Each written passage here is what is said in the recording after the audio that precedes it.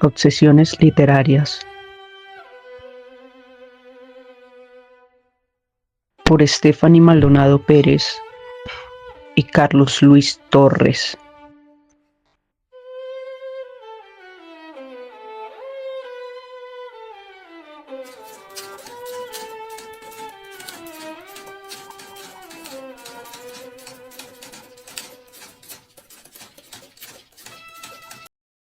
Hoy, en Obsesiones Literarias, tenemos al escritor bogotano Luis Fayad, nacido en 1945, reconocido principalmente por su aporte en la literatura urbana en Colombia. Su obra se caracteriza por retratar con crudeza y realismo la vida en grandes ciudades, especialmente en Bogotá, durante épocas cruciales de transformación social y violencia.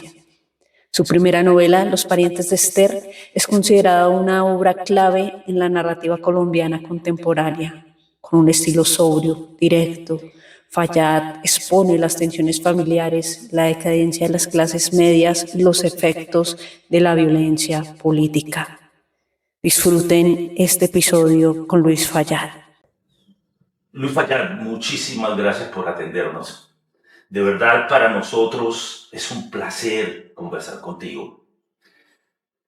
Cosa que hacía rato no hacíamos, hacía 3 años no venías al país. Y encontrarme contigo en la feria fue emocionante. Atravesábamos la plaza principal cuando yo te vi de lo lejos porque fui expresamente a escucharte y me alegré. Esta reunión es producto de eso. Estefanía, muchísimas gracias por aceptar esta conversación maravillosa que vamos a tener con Luis Fayad. Y yo propongo una cosa, vamos a hablar de tus novelas. Pero creo que empecemos por tu última novela, por Testamento de un hombre de negocios. Después está Regresos. Está Regresos. Sí. Ah, ok. Entonces, Testamento de un hombre de negocios es la del 2000. Sí, 2004. 4. Y después publiqué la novela Regresos. Regreso. Bueno, leímos con mucha atención Testamento de un hombre de negocios y me pareció una hermosa novela que sucede en la ciudad en una época en la cual se trata un tema muy contemporáneo, que es la conformación del negocio del narcotráfico en una familia.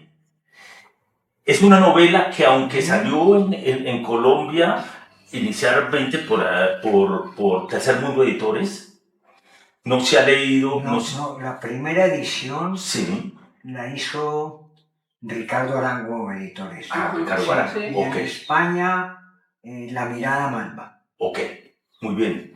Entonces, la leímos con mucha emoción y veo que no ha sido una novela comentada o difundida críticamente en buena proporción. Empecemos por ella. ¿De qué trata Testimonio de un hombre de negocios?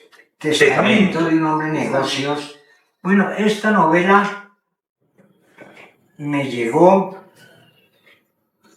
para escribirla, la revelación de muchos hechos en Colombia, pero me pasó una cosa, también muchos hechos en el mundo.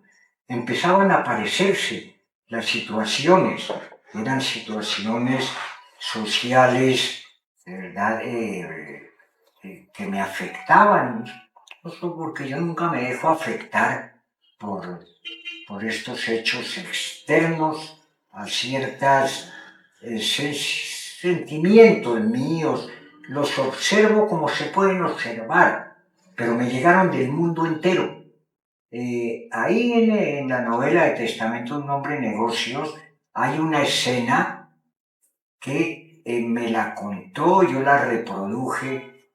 Literal se podía, de una mujer tailandesa que tenía una hermana involucrada en los mismos negocios que se veían en Colombia.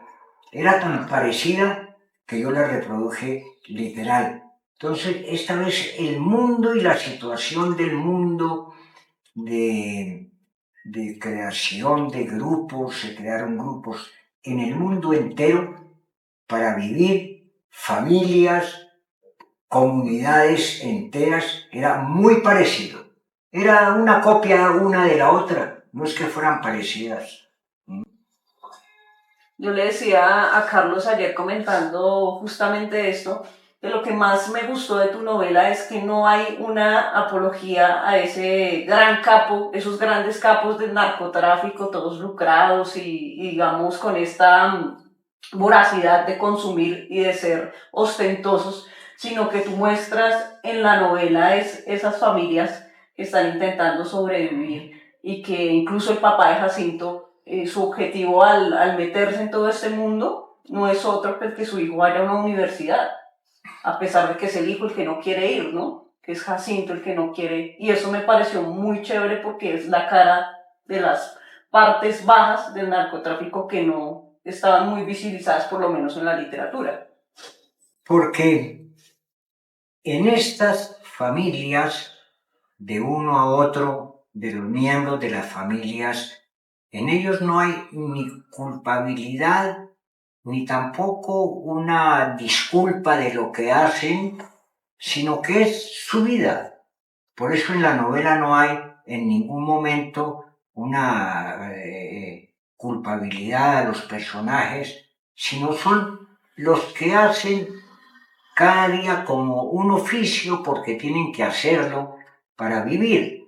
Yo por eso ninguno de los personajes puedo decir que es malo, ni tampoco lo justifico todo.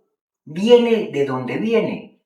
Lo que es, yo ahí no hago ninguna traición, ni tampoco ninguna aprobación. Fue fácil. Son eso. Ellos son eso. Que los juzgue el que quiera, que ellos mismos no tienen que salvarse y dar explicaciones.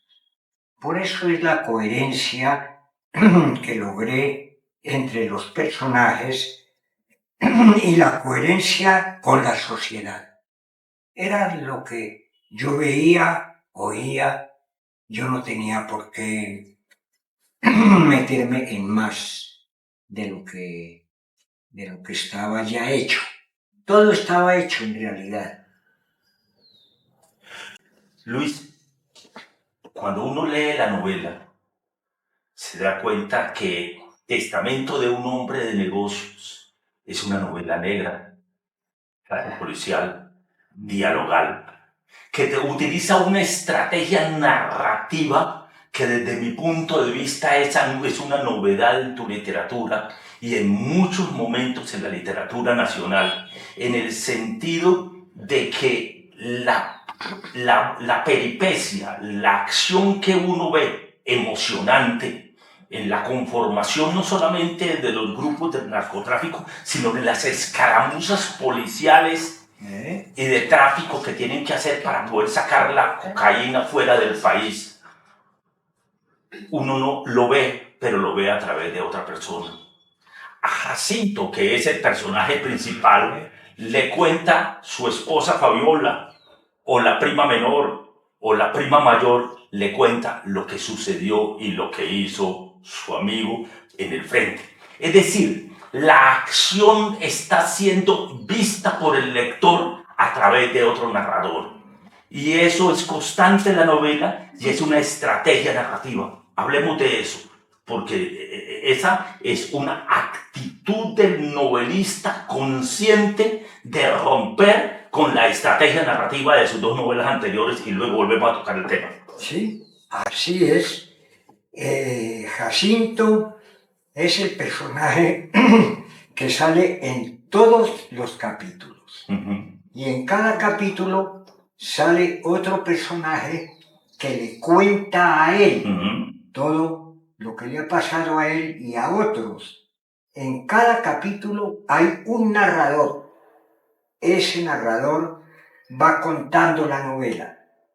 En el otro capítulo aparece otro personaje que habla con Jacinto. Jacinto es el que oye todo. El que sabe todo en la novela es Jacinto. y Jacinto me lo cuenta a mí. Y yo escribo la novela. Pero eso es lo únicamente nos damos cuenta casi al final de la novela, cuando nos trata el escritor. Perdóname, eso es el capítulo penúltimo.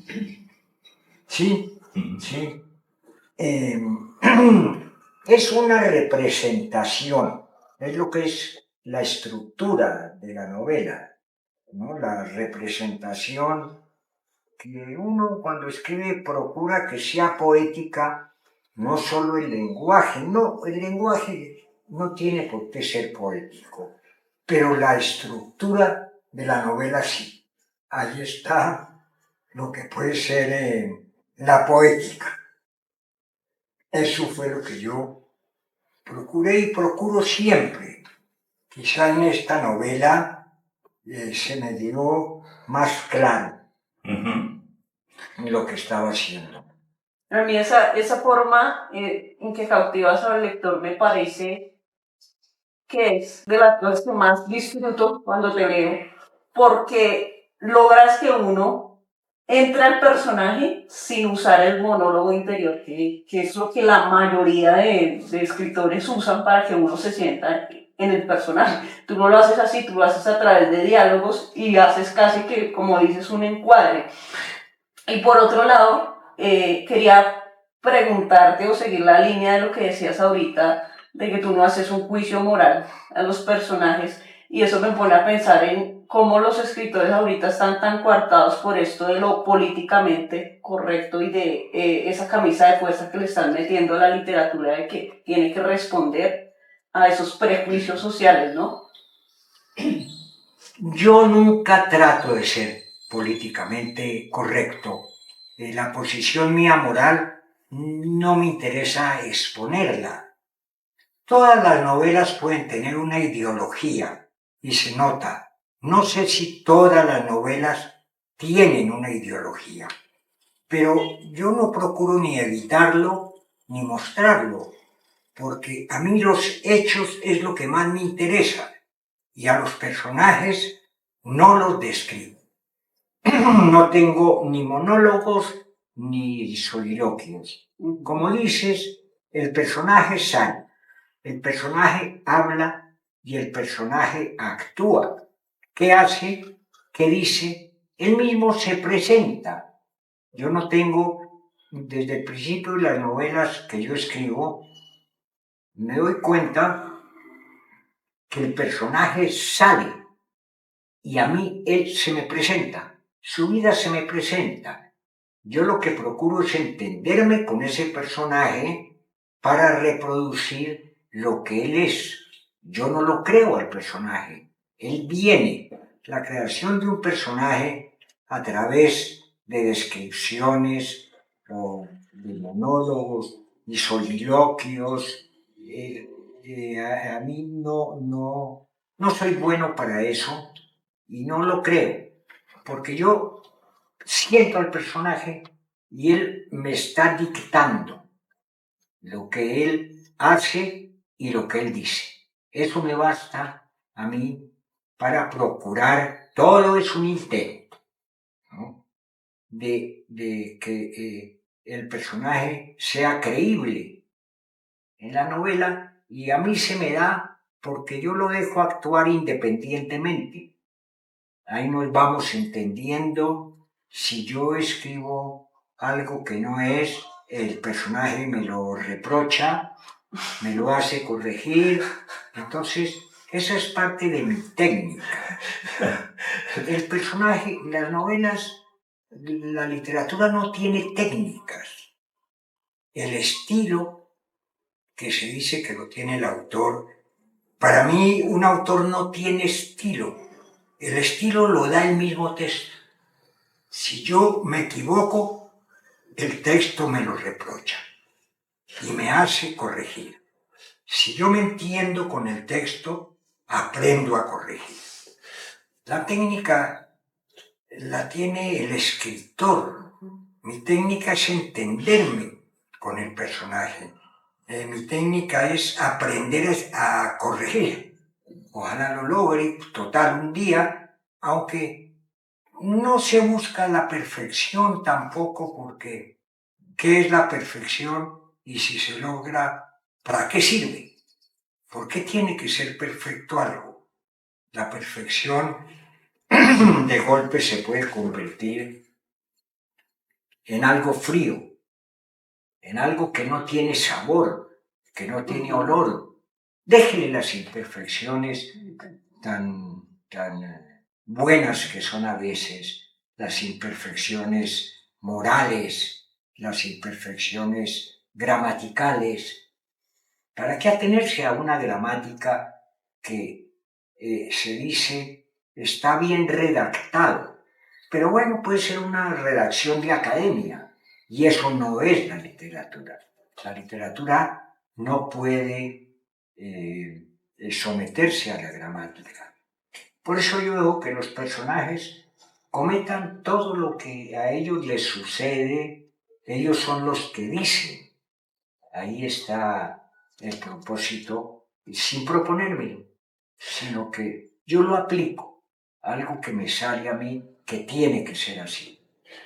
Lucho, pero y voy a volver a tocar el tema posteriormente, porque esa es una mirada absolutamente cuidada por parte suya, por su propio. Luis Fayad, quería hacerle una pregunta, porque es que la familia que conforma la familia de Jacinto, y luego sus hijos y sus primas, sus padres y sus abuelas, hay un elemento fraterno, amoroso, respetuoso, leal, cordial, fiel a la familia. La familia es primero que todo, a pesar de que están metidos en un negocio ilícito. De alguna manera usted conserva, traída de compañeros de viaje, pasada por los parientes de Esther, por todos los demás cuentos, y además en esta última, una actualización de la evolución de la familia no colombiana, de esta concepción de familia que se mete en el narcotráfico. Hablemos de eso.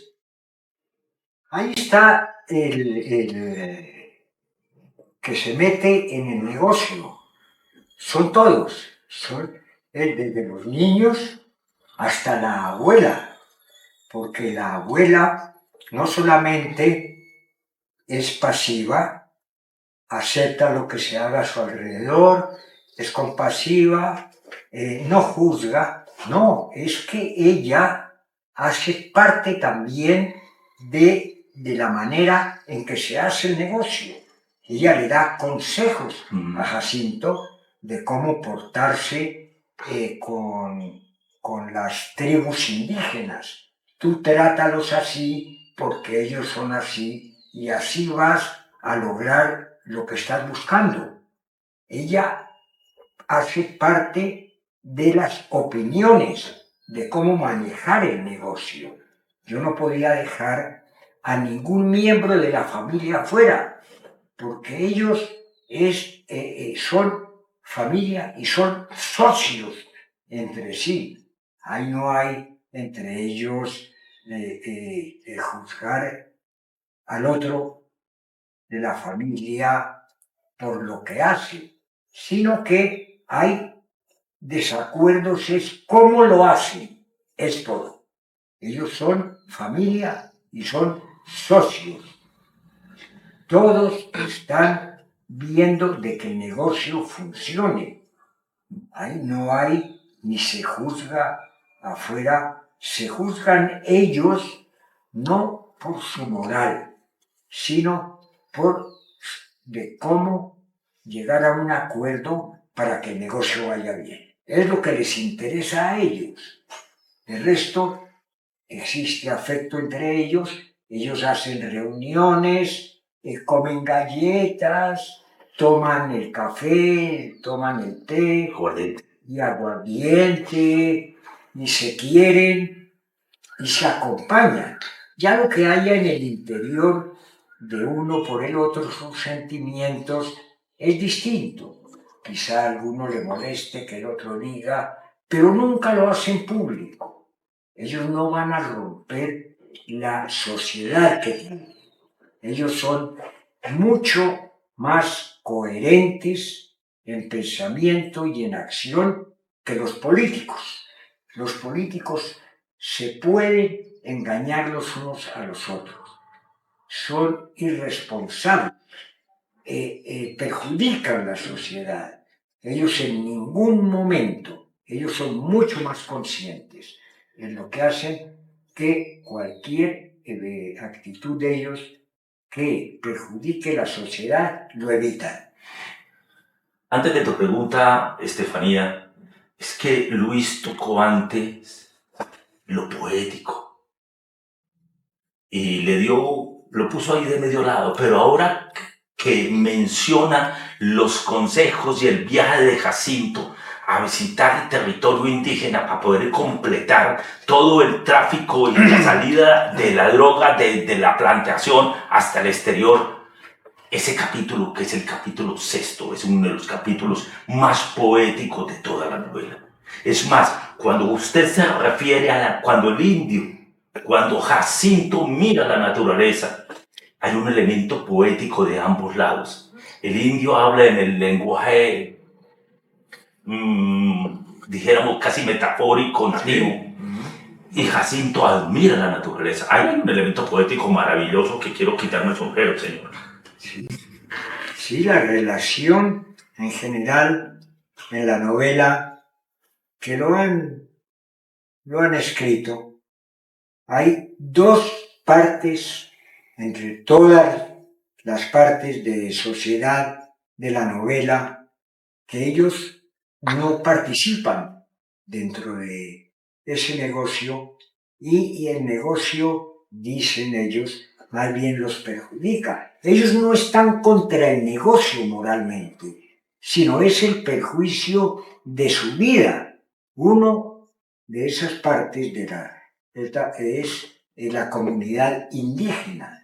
Cuando Anepo habla con Jacinto, le dicen cómo lo están perjudicando. A él no le importa si lo que hacen hay que juzgarlo como bueno o malo.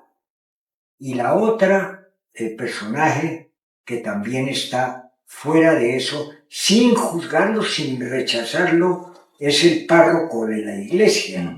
Él no hace parte de eso, tampoco lo rechaza, sino cómo lo están perjudicando a él en su iglesia, cómo lo perjudica la construcción ya no espiritual de la gente, sino que lo perjudica en el edificio de su iglesia, algo material.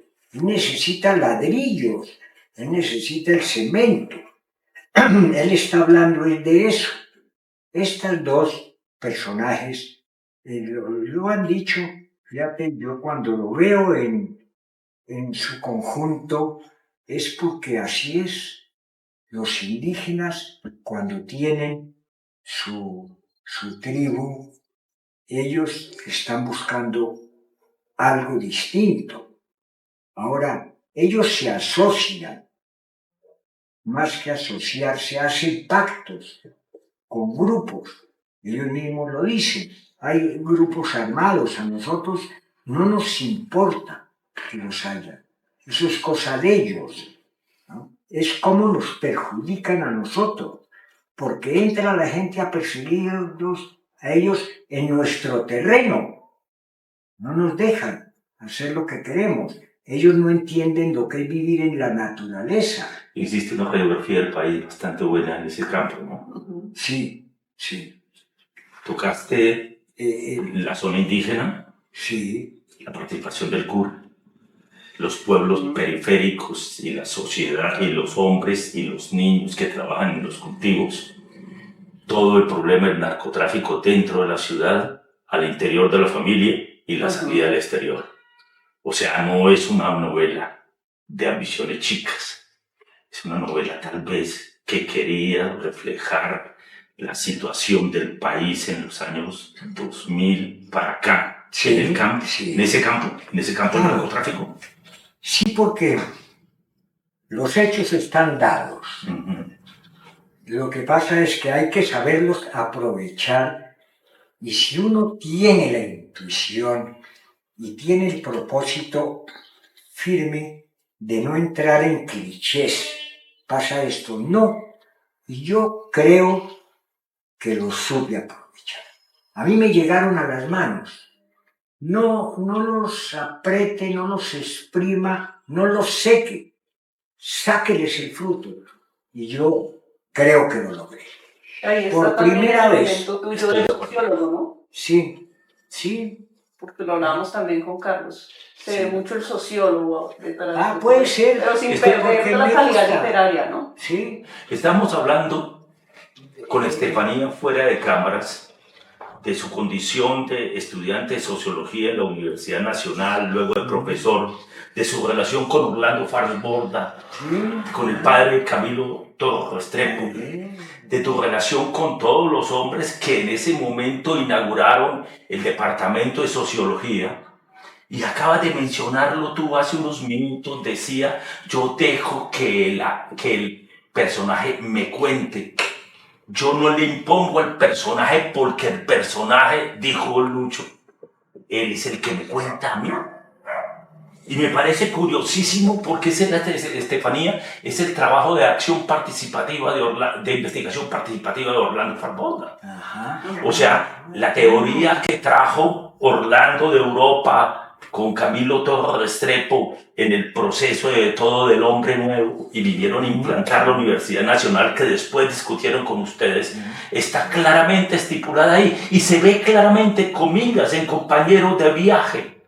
Página 74.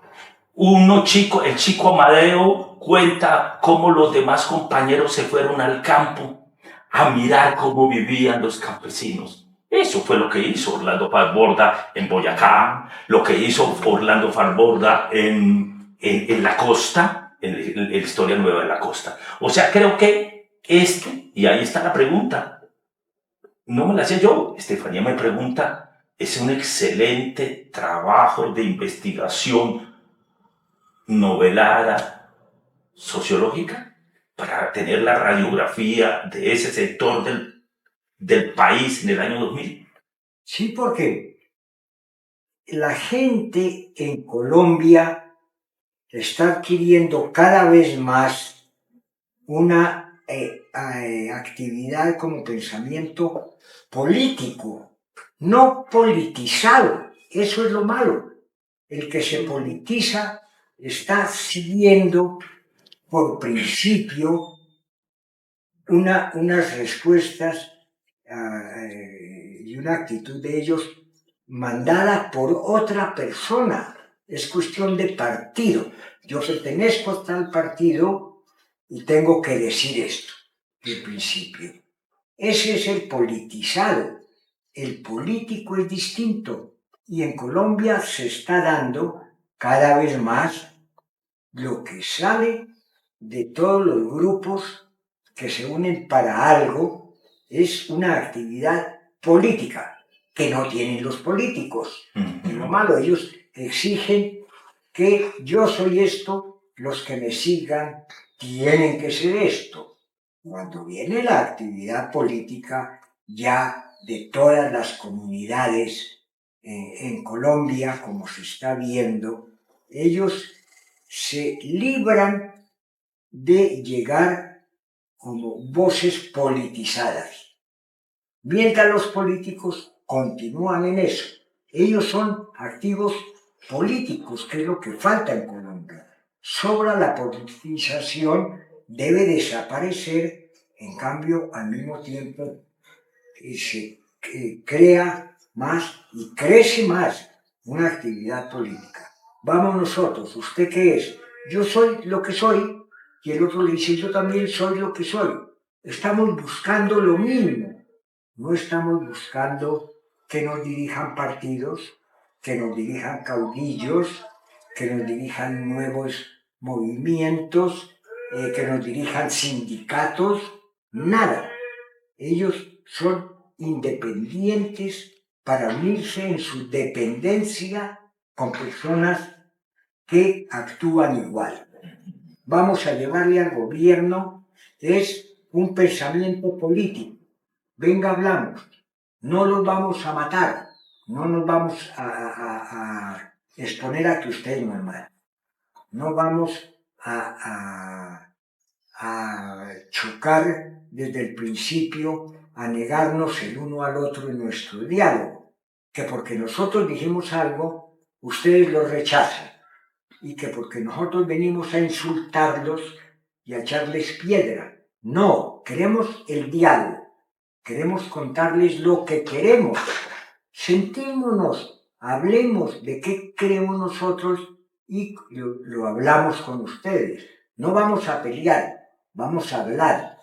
Ese diálogo político, que es lo que falta en Colombia y se está dando y está creciendo.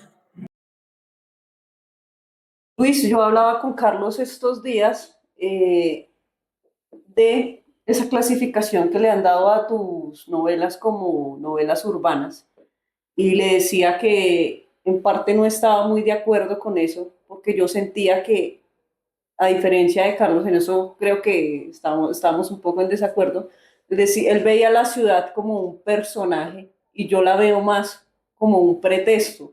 Pero yo siento que lo que importa para ti no es, o para el narrador, no es la ciudad como tal, sino lo que pasa o lo que le acontece a sus personajes. Queríamos como saber qué pensabas de eso, porque yo por lo menos pienso que es una excusa y no tanto como un personaje la ciudad. Si la novela, bueno, me consideran un atributo, que es una novela urbana, que es muy diferente a la literatura anterior y que la han nombrado hasta como pionera de la literatura urbana. Bueno, yo lo acepto porque lo dicen, ¿yo qué puedo hacer? Pero a mí sí me gustaría mucho más que todos esos atributos estuvieran por el lado literario.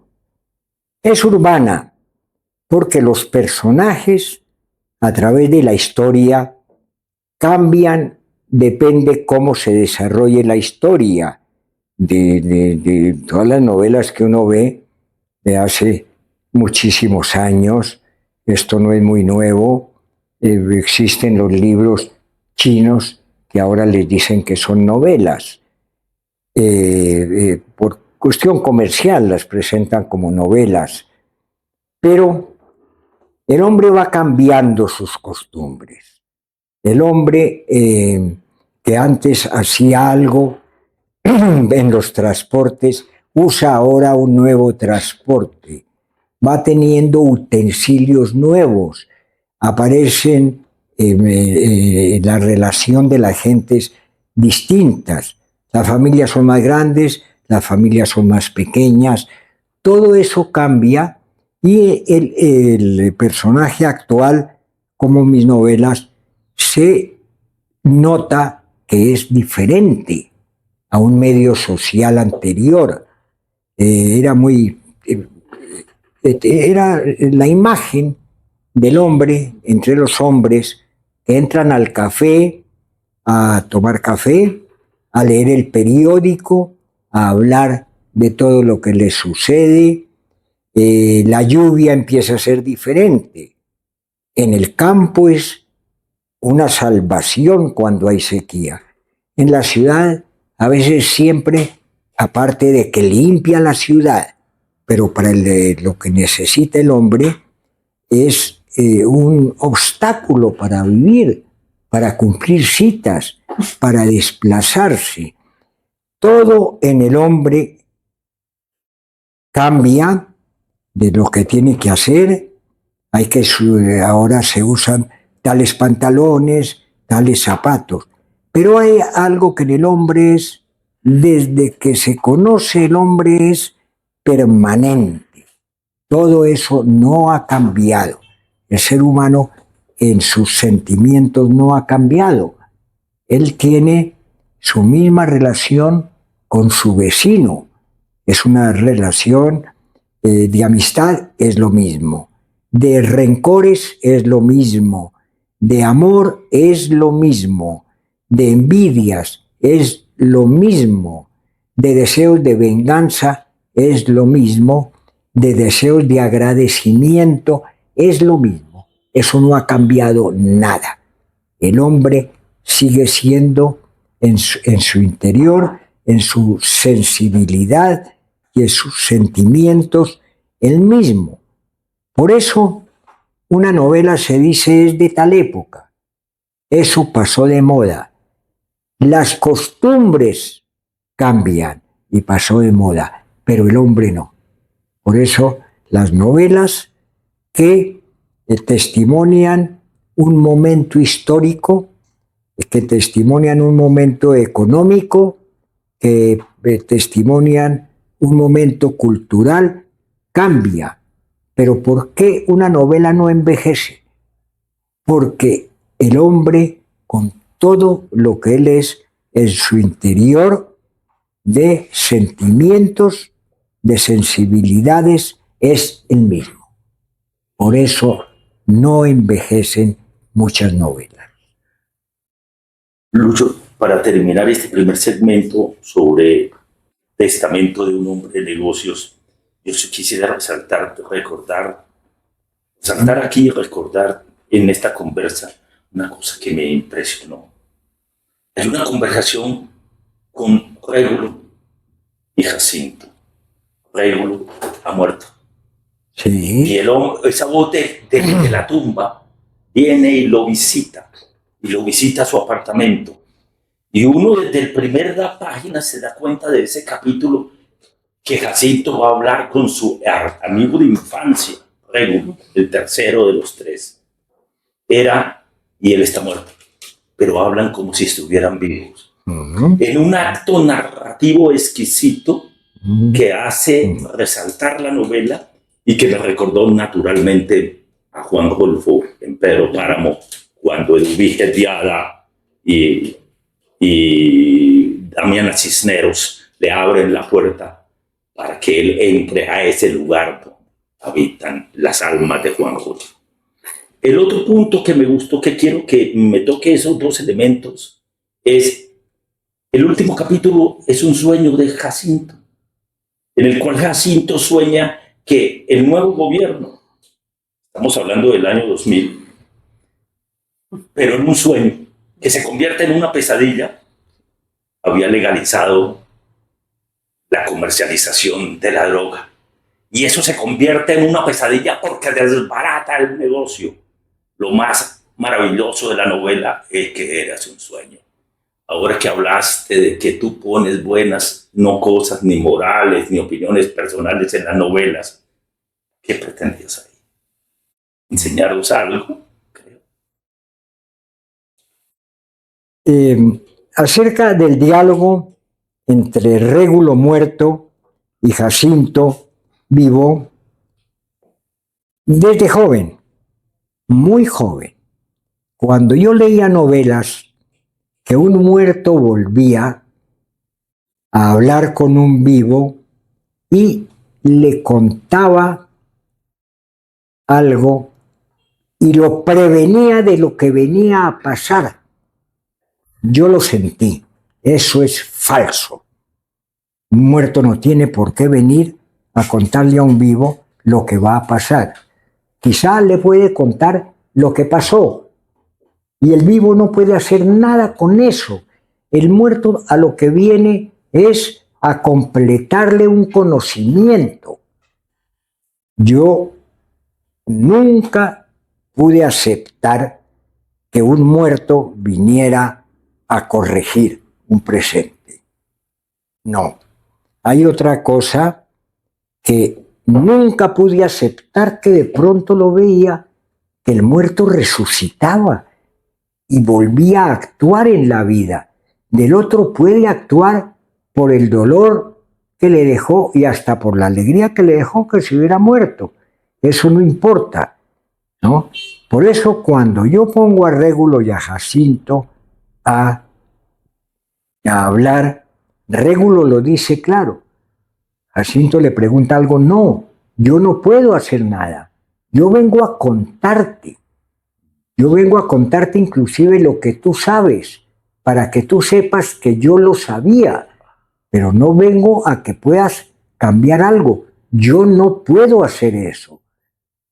Maestro, yo quedé encantada con Los parientes de Esther. Fue una novela que rocé por primera vez en la universidad porque hace parte ya del canon de la buena literatura colombiana. y me sorprendió mucho porque yo siento que hay una pureza cuando uno se enfrenta a estos personajes como Amador, que uno lo exasperan a uno, porque Amador lo exaspera a uno todo el tiempo tratando de conseguir plata a toda costa, pero lograr ese grado de meter al lector así con los personajes sin un monólogo, es algo más puro, ¿no? Porque cuando uno interactúa con las personas, no puede leer lo que esas personas están pensando. Es decir, a una persona uno le puede estar diciendo en este momento yo te quiero mucho y por dentro estar pensando lo contrario. Es más limpio cuando uno se enfrenta a la gente y la ve así en sus actitudes. Y tú tienes esa maestría con los parientes de Esther. Uno llega y coge a Amador y lo ve así, lo exaspera a uno. Y luego al tío Ángel y a la misma tía Beatriz, que uno como que también dice, oiga, esta señora es un poco cabal. Un poco María Fernanda Cabal. Sí, es muy... O Mercedes, ¿no? Mercedes, sí, claro. Desesperante. Desesperante en su clasismo, ¿no? Entonces, yo encantada de tocar contigo esa novela, pero sí quiero que nos hables de cómo llegaste a ese grado de profundidad, porque ahí es donde se ve más el escritor detrás, o sea, una pluma tremenda. Yo al principio de esta novela, yo sentía que estaba encerrado en algo, que yo tenía una novela, pero yo estaba metido en una burbuja, yo tenía una atmósfera, pero no tenía la novela. Yo sentía que tenía que escribir algo, porque lo tenía demasiado en mí, hacía parte de mi vida. Y un día sentí que me salían personajes, que había personajes que se metían y se salían de la burbuja. Yo veía un grupo, cada uno se me fue aclarando y cada uno me vio contando, me contaba quién era. Y yo empecé a identificar los personajes con muchos parecidos de la gente que yo conocía, tanto de la familia como de afuera.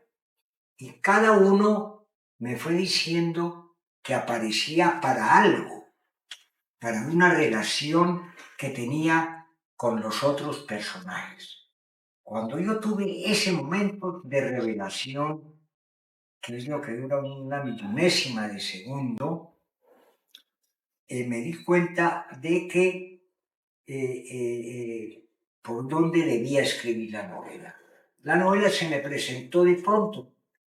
En medio de esa oscuridad que tenía antes, de pronto fue de una gran claridad. Cada personaje me dijo, yo soy esto y yo aparezco en la novela porque tengo tal relación con el otro y otro con el otro. Y de pronto todo ese grupo de personas entre sí, cada uno tenía una historia diferente, pero cada uno de alguna manera tenía relación con los otros personajes. Yo vi ahí la novela, fue cuando empecé y la escribí con una gran seguridad por eso, porque todo estaba, yo lo tenía adentro, sino que no se me había aparecido. Ahí fue el comienzo de esa novela.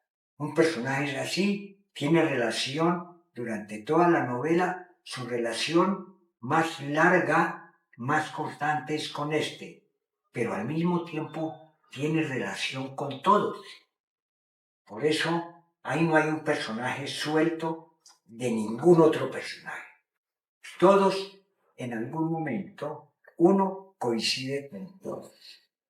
Cada personaje en algún momento coincide con todos los demás, con cada uno, en algún momento. Desde el capítulo 4 ya había salido un personaje por un lado, otro por otro, y desde el capítulo 4 en todos los capítulos aparecen todos los personajes. en algún momento. Ninguno es un adorno. Todos actúan. Todos tienen que ver que si este personaje aparece es porque el otro también, y si hay 10 personajes, se justifica que estén en el mismo capítulo. Todos aparecen en el mismo capítulo. O sea, los personajes tienen no solamente su caracterización psicológica, sino además de ello, tienen un papel sociológico en el conjunto de la familia. Es más, estuvo usted trabajando consciente e inconscientemente, fundamentalmente, en la construcción de la novela como un laboratorio de la sociedad de Bogotá, de la época. Sí, si uno quiere decirlo, son varios los personajes, pero ninguno es secundario. Todos, si uno quiere, tienen su vida como papel principal, porque su vida es lo principal. Hay una intimidad en cada uno de ellos. Eso también me causó mucha curiosidad porque cuando él dice los parientes de Esther, uno entra a la novela y se da cuenta que la entrada es el funeral de Esther. Claro, ese es otro personaje. En el primer renglón, en las primeras palabras, no renglón, Esther está muerta. Pero yo no puedo poner un personaje, matarlo para deshacerme de él. Uno no puede matar un personaje porque lo está molestando en el desarrollo de la novela. Uno no es dueño de ese personaje desde que aparece, ni de su vida ni de su muerte. No es uno el que dice cómo vivió, cómo murió, y sacar el personaje de pronto. Eso es fácil. No, ese es un personaje de la novela, porque aparece durante toda la novela en los diálogos de los demás y en lo que los demás cuentan de ese personaje. Ese personaje está muerto, pero en la novela siempre vive. Todo lo que ese personaje fue, vive en la novela, vive. Yo no lo hago desaparecer. Yo no trabajo con muñecos. Yo trabajo con personajes que tienen su cuerpo, que tienen su alma. No solamente tienen un nombre. No lo puede tener. Ese personaje es el que se llama así. Se llama así, pero ¿qué más es? Tiene que aparecer y Esther por eso aparece. Hubiera sido para mí un error matar un personaje en las 4 primeras frases y desaparecer. Ahora lo que sí se ve también ahí, que puede aparecer y justificar que desaparezca, es que la muerte de una persona influye en la vida de los demás. Esa muerte está presente. El personaje desaparece, pero hay una muerte presente. Yo tengo en esto de las novelas para construirlas y los cuentos, los personajes de qué viven. Para mí eso tiene que quedar claro, ¿no? Eso, de qué vive el personaje.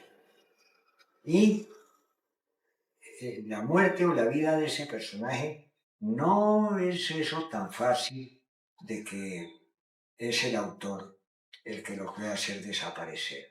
Cuando quiere, para arreglar la trama, eso es un truco. Hacer desaparecer un personaje para arreglar la trama. Eso quiere decir que no tenía ninguna trama la novela en el fondo.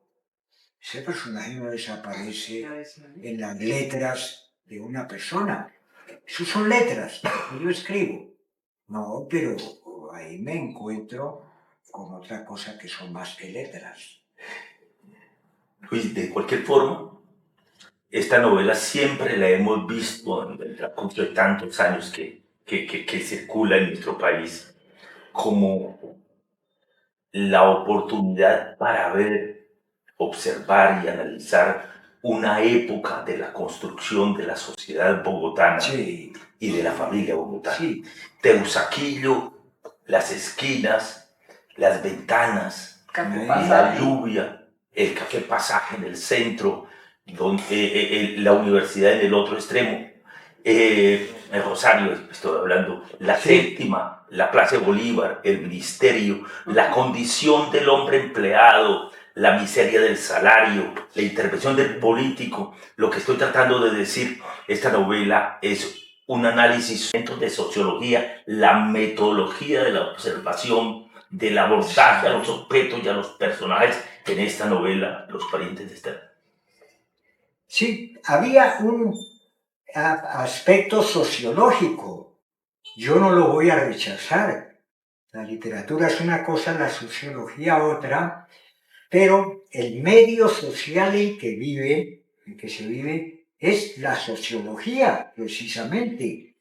Y todos estos personajes están obrando de acuerdo al medio social en que viven.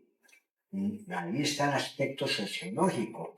Ahora, resaltar eso, me alegra que se lea así, que un científico, sociólogo, pueda servirse de mi novela para estudiar el medio social del momento.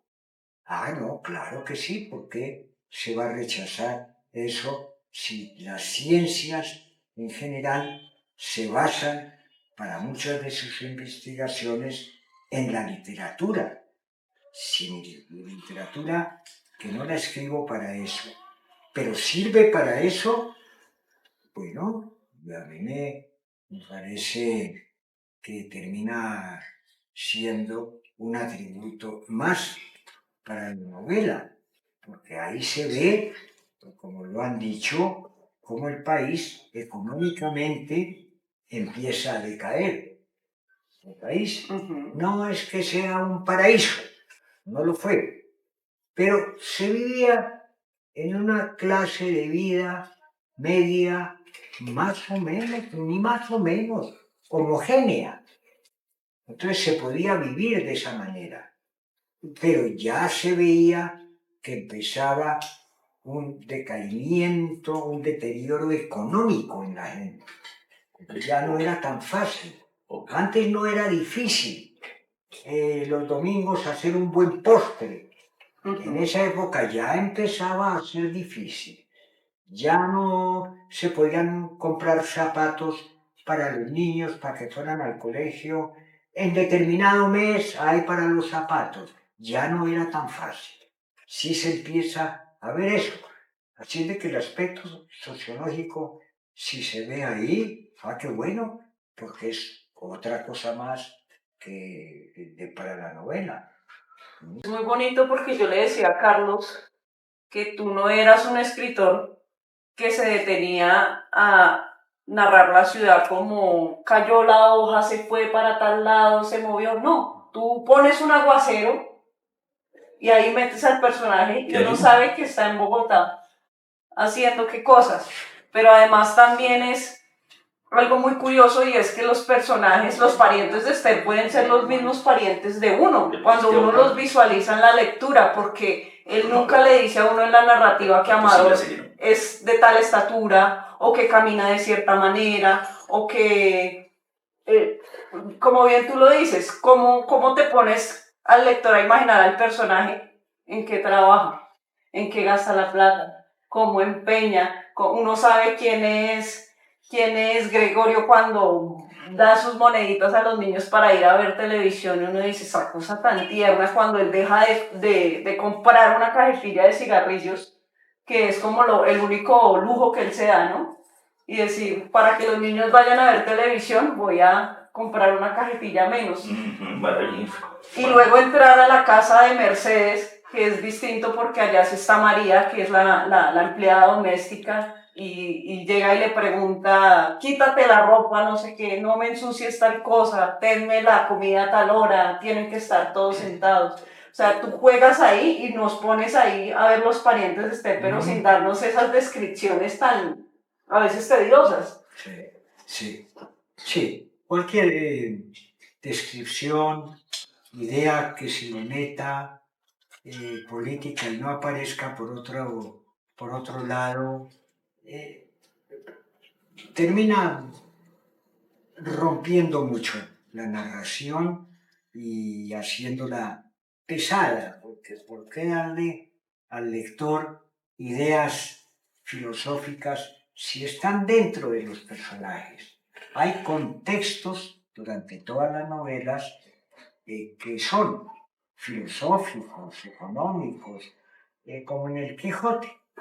Ahí hay contextos, pero que salen del personaje, lo que influye en su vida, no darlos como estudios de ciencias, de lo científico y reproducirlos.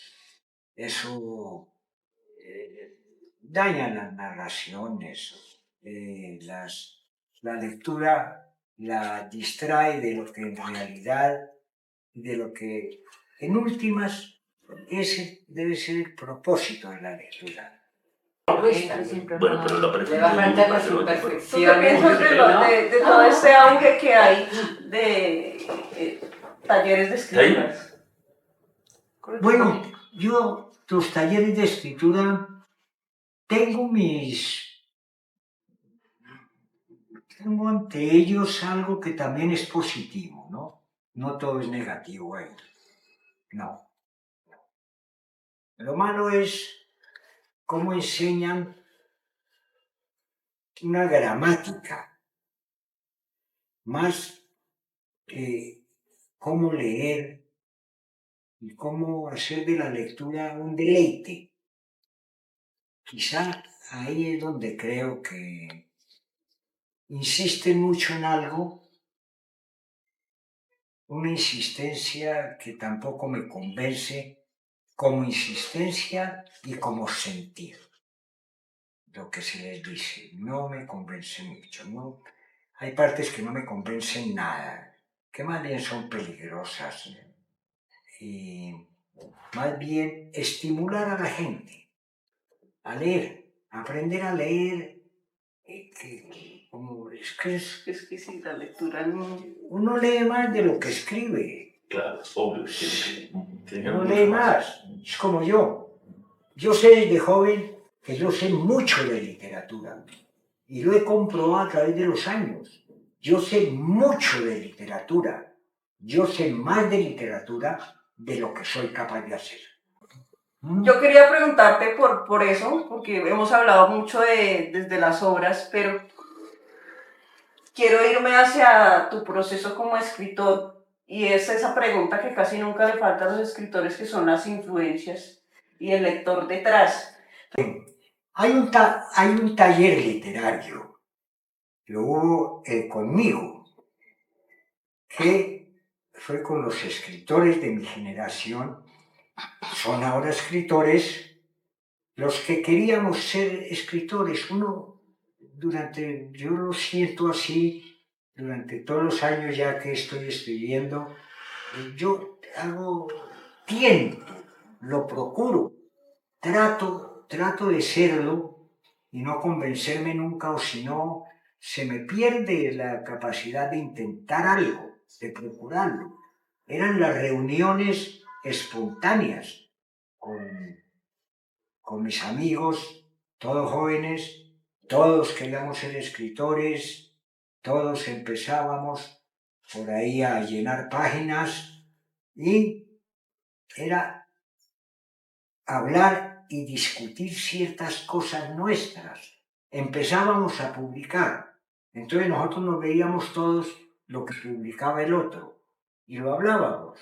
Vi este cuento, mira, me gustó por esto, por lo otro, tal cosa. Entonces ese fue un taller. Además, dentro de nosotros, yo recuerdo que había unos muy cultos, ahora lo pienso, para la edad. Hay que ver cómo citaban y opinaban. Pero yo saqué mucho de ahí. Yo saqué de la instrucción ya la cantidad de nombres que me llegaban, como lo que se opinaba de ellos. A mí todo me quedó como taller literario. Yo por eso, si veo estos talleres literarios, las similitudes con las tertulias de antes, ¿no? Que uno tenía sus sitios para reunirse, nunca había citas fijas, pero sí había una cita diaria, uno sabía que tenía una cita si quería cumplirla. Éramos varios, si faltaba uno, si faltaban tres, no importaba. Siempre había quien llevara alguna opinión, algún título de un libro nuevo que él descubrió, que él ya lo leyó, que nosotros no lo hemos leído, y ahí siempre había una opinión. Y en cuanto a escribir, había lo que se enseña en los talleres literarios de hoy, era lo mismo. El diálogo era el mismo, es el método lo diferente. Si las tertulias literarias se acercaban a lo que es un taller, era por eso, porque íbamos a eso, a limpiar ideas, a aumentar ideas, a enseñarnos camino sin que fuera el propósito del uno al otro. Y en los talleres hay algo parecido. Si tienen sus fallas es porque se apegan mucho a creer que la literatura es solamente narrar bien, pero sin más. La narrativa de uno de los centros públicos, el documento público, está muy bien escrito, pero eso no es literatura. Luis, estaba pensando una cosa. Ahorita estamos hablando de novelas, mencionamos los cuentos, no solamente Un espejo después, sino también mencionamos el regreso de los ecos. Y no hablamos nada de Carta al futuro, será en otra oportunidad. Pero siempre me preocupó una cosa. ¿Usted escribe poesía? Bueno, la poesía entre los colombianos es fácil decir si escribe, porque todos en el colegio escribimos poesía, ¿no? Cada alumno tenía su cuadernito azul sin ninguna intención. Escribirlo. Pero yo me di cuenta ya cuando empecé a escribir otras cosas que mi poesía, al lado de mis amigos poetas, de verdad, no alcanzaba a ser como la de ellos, ¿no? Ellos hay muy buenos poetas, pero me acerco a la poesía en el lenguaje, en la prosa, sin escribir prosa con palabras y giros que pertenecen a la poesía. De pronto se sale una palabra, le dicen, mira, aquí suena natural en un poema, en la épica, pero en este cuento, que es de otro ambiente, no suena la palabra. Hoy, con el paso de los años, hay el libro escondido, un cuaderno azul, escondido en Berlín. Sí, no poesía. Yo tenía una serie. De poesía. Tenía una serie de artículos que quería escribir. Eran artículos de diferentes cosas, opiniones mías, inclusive de filosofía, y de temas como el amor, que es. Me di cuenta que no me resultaba escribirlo como artículos, como pensador, pues. No, me di cuenta y los temas se me fueron convirtiendo en canciones. Y yo tengo un libro que yo lo llamo de canciones, no poemas. Por eso el título es para ti esta canción. Entonces, sí tengo. un Maravilloso, libro maravilloso. terminado, corregido bastante, porque lo empecé hace muchos años. Nunca he tenido intención de publicarlo. Lo quiero porque me hizo completar todo lo que yo pensaba sobre ciertos temas. Querido Luis, ha sido como un rato absolutamente, no solamente agradable, ha sido un rato placentero, pero fundamentalmente feliz y un rato de aprendizaje.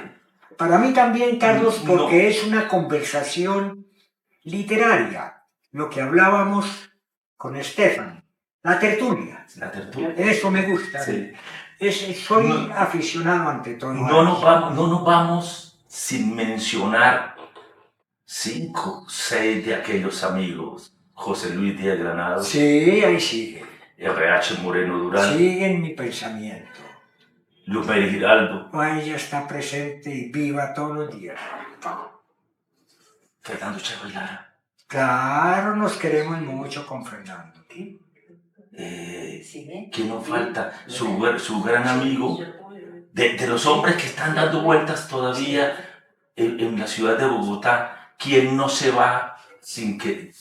¿A quién no te va sin visitar? Sí, claro, a muchos. Y por ejemplo, me quedo con gran pesar de no poder encontrarme con Roberto Burgos Cantor, Ajá. porque esa era una cita que yo siempre que vengo tengo con él. No he podido ver esa Santiago Mutis. Yo quiero, antes de dejar pasar la oportunidad,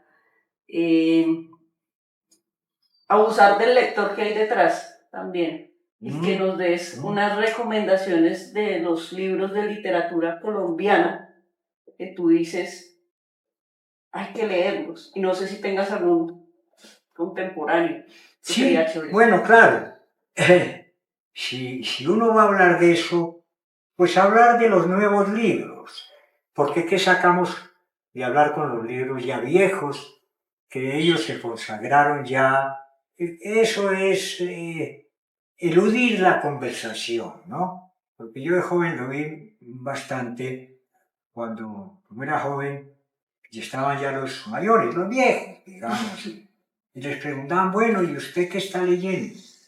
Y decían, bueno, yo vuelvo a los clásicos, ahora estoy volviendo a los clásicos, lo que...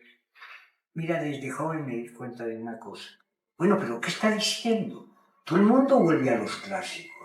¿Qué está recomendando? ¿De qué no está hablando nada? Hombre tan moderno. No está hablando nada. Hable de algo. Arriésguese de los que son sus contemporáneos y de los nuevos libros. Diga algo, ¿no? Y yo lo puedo hablar.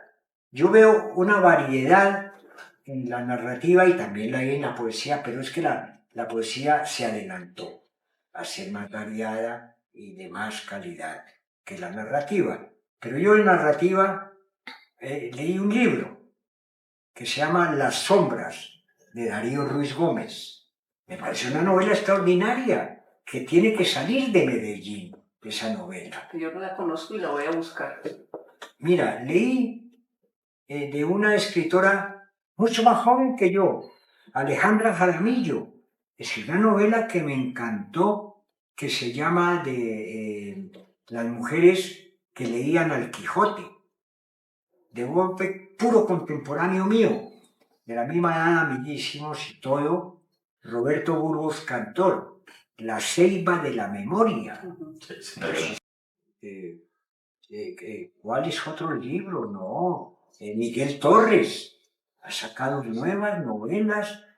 Acabo de tener una de él que la voy a leer, quizá ya en Berlín, pero me la llevo, que no he leído, Páginas quemadas.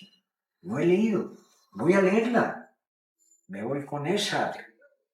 Entonces, otro libro muy importante que vi ahora en la feria es de Luzmari Giraldo, una recopilación que se hace de cuentistas colombianas. Ese libro ha sido muy bien recibido, lo publicó Sílaba y una persona cercana a Sílaba, la editorial, me contó que le habían comprado 1.700 ejemplares para distribuirlos en centros de lectura o en colegios de... Es que es muy buen trabajo.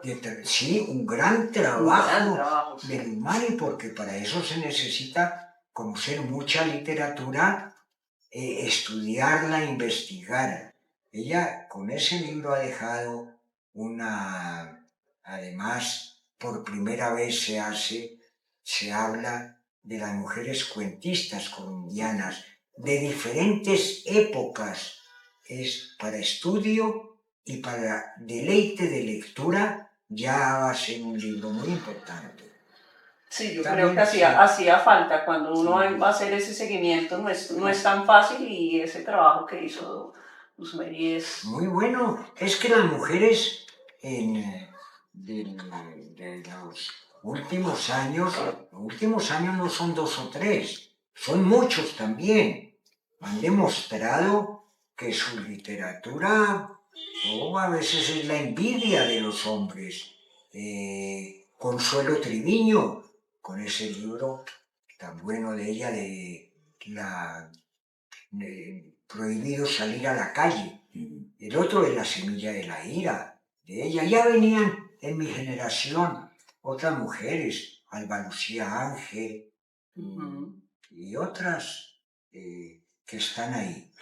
Maestro, tú llevas muchos años fuera del país, bastantes, y quería que habláramos un poco de eso, de tu elección de estar por fuera, pero además sigues escribiendo como si vivieras acá, porque... Sí, claro, pero es que hay una cosa. Yo vivo afuera, pero es que yo no he dejado Colombia, porque yo tengo no solamente una comunicación diaria con personas en Colombia, por amistad, porque me mandan noticias, porque yo les pregunto algo, sino porque yo tengo trabajos en Colombia también. Yo vengo, como esta vez, invitado a la Feria del Libro, pero no es la primera vez que vengo invitado por la Feria de Bogotá. Yo he venido invitado a otras ciudades a las ferias del libro. Yo nunca dejo pasar más de un año sin venir a Colombia y yo de turista no vengo.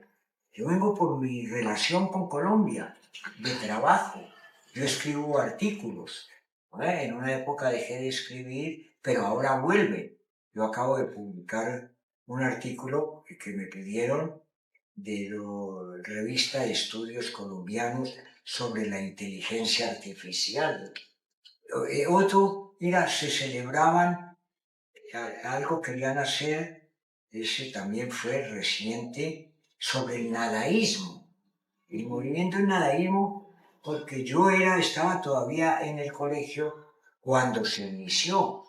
Y entonces cuéntenos algo de su relación con el nadaísmo. Y yo le puedo contestar. Eso, porque lo tengo presente. ¿Qué pienso y cuál fue mi relación? Otro que me pidieron, así escribo artículos así, sobre la literatura de descendientes de libaneses en Colombia y en el continente. Sí, yo quiero una mirada externa, y es tú que lo has acompañado tanto tiempo afuera, ¿cómo sientes a Luis en esa relación de estar por fuera y estar acá a la vez? Y además porque tú sabes muchísimo de la literatura colombiana, y estás mejor documentada que yo, debo decirlo. Bueno, lo que yo sí sé es que desde que lo conocí, lo dijo muy claro, él dejó todo por dedicarse a la literatura. Para mí al principio era un mundo no tan conocido, y luego con el tiempo me di cuenta lo que es ser un artista, sobre todo porque, claro, yo me casé con él, tuvimos hijos, familia, y entonces pues uno se da cuenta Sí, es otro tipo de relación, ¿no? O sea, yo he aprendido muchísimo, claro, con Luis y ha sido un tiempo, pues, claro, muchos años de vida y unos más fáciles, otros más difíciles, porque es normal y natural, sobre todo teniendo 3 hijos, pero pues que hemos llevado la vida, o sea, muy conscientes, sí, de que él, su vida iba a ser esa. Y además que de lo que escribía a mí también me gustaba mucho, entonces yo por eso siempre lo apoyé y bueno, siempre que hemos podido nos hemos acompañado, viajes juntos y para él lo importante ha sido eso, la literatura y la familia. ¿Y la literatura ha potenciado el amor de ustedes, el amor en pareja? Potenciado, que ¿Sí ha contribuido? Bueno, él dice que sí, que le ha servido mucho el estar conmigo y esas cosas. Maestro, si ves, es un poeta. Ya lo acabamos de ver. Eso es lo que él dice, no sé. ¿Qué me diga? El rostro de él también lo dice. Sí. Es que a mí lo único importante que me ha pasado en la vida, o lo más importante, es haber conocido a Charo. Ay, no. Qué bonito. Maravilla. Maravilla. Bonito. Es un señor escritor en todo el sentido de la palabra, ¿no? Sí. Yo te voy a dar una Bueno, Estefi, yo también. Uy, no sabes lo feliz que estoy de haber conversado contigo, me conmovió mucho. ¡Qué bien! Amador Callejas salió de la pensión, dobló a la derecha e hizo un rodeo para esquivar la cigarrería de la esquina siguiente. Más allá debió torcer de nuevo, pues alcanzó a divisar a la dueña de la cafetería barriendo la acera de su negocio, y a pesar de que en la cuadra por la que se había desviado se encontraba la peluquería, siguió adelante y escondió la cara al pasar frente a la puerta. Había avanzado unos pasos cuando oyó la voz del peluquero. «Hola, señor Callejas, un saludo nunca sobra». Tenía asomado medio cuerpo y movía unas tijeras en la mano. «Es solo una cuestión de cortesía». Amador Callejas no se volvió del todo, le correspondió con una sonrisa y continuó su camino cogiéndose las solapas del saco para acomodarlo mejor en los hombros. Se dirigió a la droguería y desde el teléfono público llamó a la casa de sus hermanas. Al otro lado le contestó María y él le preguntó por la señorita Victoria. Cuando ella pasó, Amador Callejas se apresuró a decirle: «No hables duro, soy yo. ¿Hay alguien por ahí?».